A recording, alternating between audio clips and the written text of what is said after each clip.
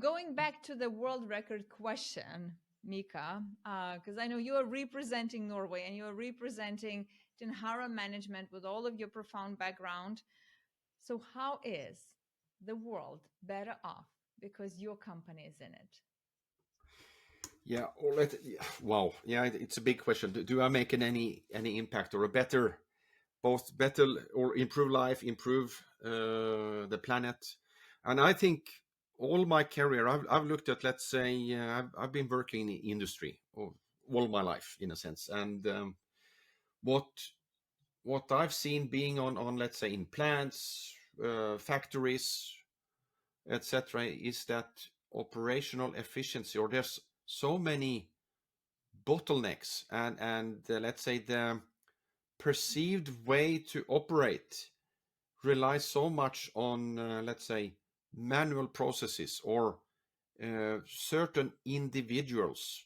I'm Of course there's a lot of experts. I'm not kind of denying them, but it's more like if we want to uh, take out, let's say, for instance, emissions and toxic pollution, we have to kind of build a better insight, real-time insights, for instance, and get better uptime, higher efficiencies, because that is a natural way to kind of diminish also the whole carbon footprint. Mm-hmm. And I think there's still a lot of work we can do. And of course, yes, think about infrastructure they and plants, factories, they can be there for 20 years, 30 years, 50 years. So of course, in that type of time scale, the, if you look at the last 50 years, of course, in robotics, for instance, it's happened so much, or sensor technology and AI. So it's of course, how do you implement this, and how do you make people uh, open to actually implement these type of solutions, Mm-hmm.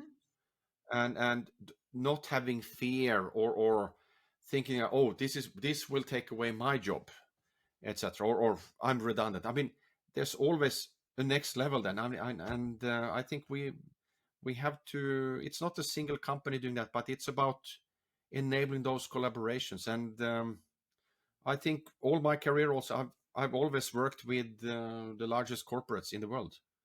So I think Mm-hmm. that's also a way to show that yes, impact is possible, and Mm-hmm. corporates need innovators, founders, startups to kind of help them uh, to cross this chasm with, let's say, how to implement innovative solutions. Mm-hmm. So Okay, I I'm think that's kind of in a nutshell what I am about. your Yeah, impact. Yeah. All right. yeah. Let's get it even more clear. Because this Okay. is the world record question, which is like really highly important. Um, if you would, if you know, if you would wanna like really leave a legacy behind on this planet Earth for, let's take this generation and Yeah. maybe, half of the next. um, what would what would that be that would be so big, so brave that it would literally be worth living for you? Yeah. It's a fantastic question, Laura, and of course I have to put out the bold vision here, and I think um, what I want to contribute with and be part of and push for is to, let's say, accelerate the energy systems to become net zero. And at the same time, who's using those? I mean, we have, of course, uh, domestic use of energy, but also manufacturing side. If you look at all the manufacturing, we're, let's say, Asia has a lot of manufacturing, but it's coming.